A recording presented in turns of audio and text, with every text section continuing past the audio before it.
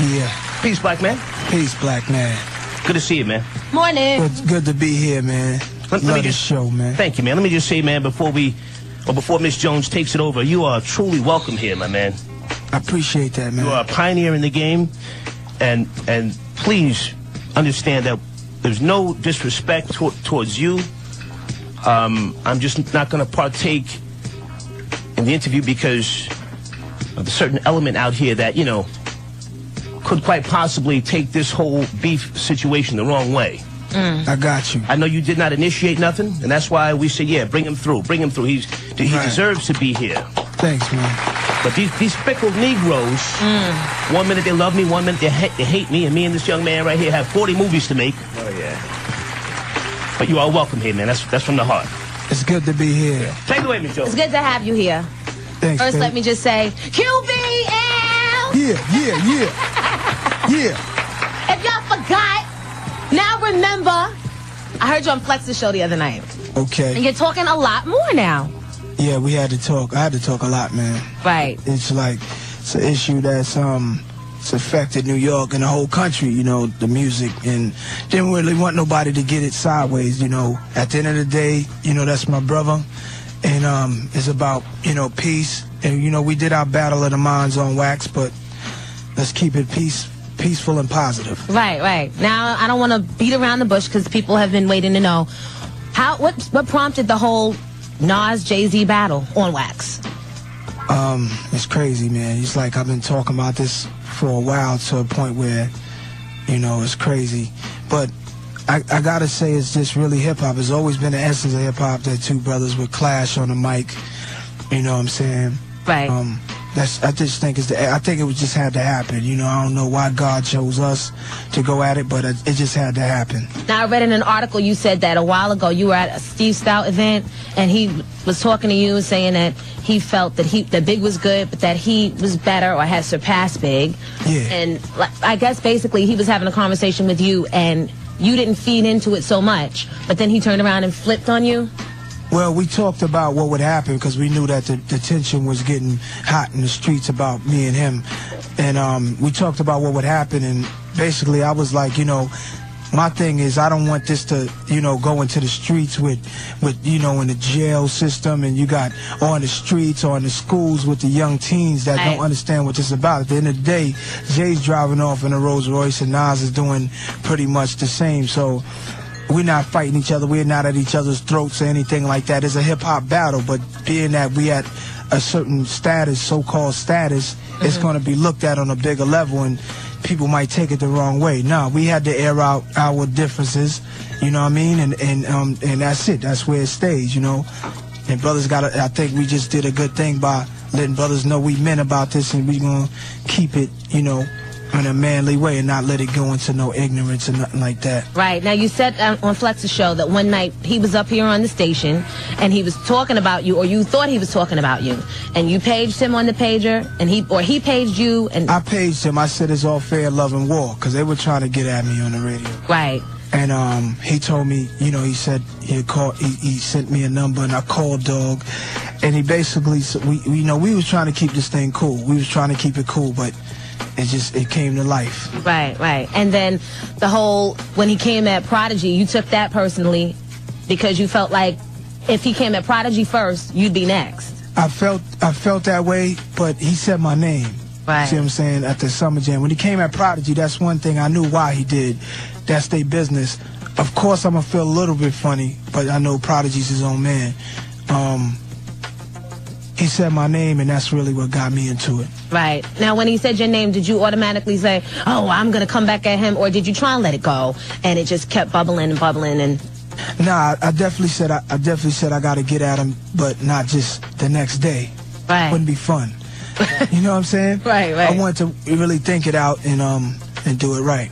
All right. Plus, I had an album. I was working on my album that's out now, Stillmatic, and I said, Dag, I don't want this to. Yeah, Stillmatic is out, y'all. In stores? Yeah. I didn't want that to take me away from our focus, and it didn't. You know, Right. I just did one song going back at him, and that was it. All right. I'm going to ask you to open up, loosen up a little. Okay. And I get a little deeper. Will you let me? We here, man. All righty. We here. It's 7:40. Nas is in the house with us. Call up with your questions. It's Hot 97. Thursday, December the 20th, 2001. Nas is in the house. Yes, sir. Nasty Nas. Nas Esco. Yeah. And then what was it? Nostradamus? Nostradamus. Ask him about that Nostradamus thing, Miss Jones. Come on. Come on, Star. All right, I'm asking you. You ask him. Come on, Star. Please. I'm sitting back on this one. I know. Please. Can you explain to these young folks, Nas, who Nostradamus was? Michael Nostradamus was Italian. Yes. Doctor, poet, a brother who was working on a lot of science, and his family died, and this was like in the 16th century. His family died from a plague that was a disease back in those days that he couldn't cure. So he kind of went into seclusion. He was mad at the world that he couldn't cure them, and when he went into seclusion, he was said to start writing things that and he saw visions and things like that. Visions, man, of the future, and he just basically talked about things that happened hundreds of years later, man. So his last predictions went into the year 2000, so that's why I dropped Nostradamus toward the year 2000. Right. Now, you're very knowledgeable. I know that, but... Thank you. Because, you're very welcome. I try to be. No, and you are. And I think a lot of times you get a lot of flack because you don't come out with maybe the most... you don't come out with what your fans may be expecting all the time. Right. And then they say, Nas lost it. Or, have you heard that? Nas ain't the same. But it's just, why do you think they would get that feeling from you?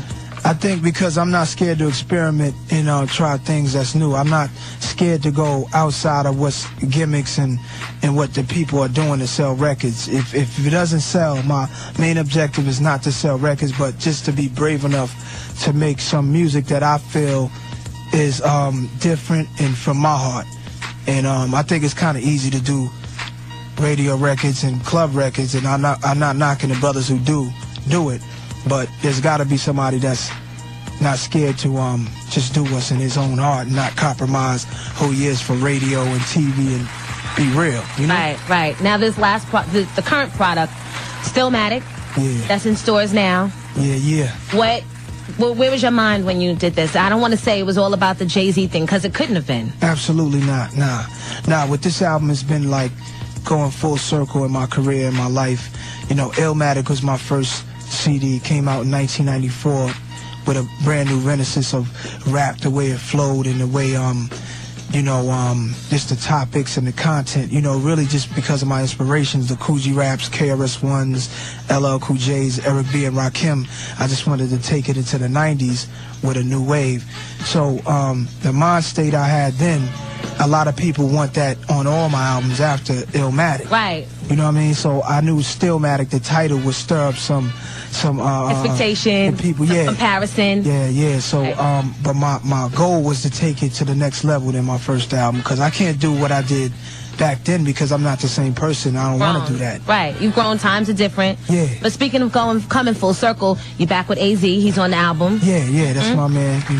The Flyers. Me and AZ do a collaboration.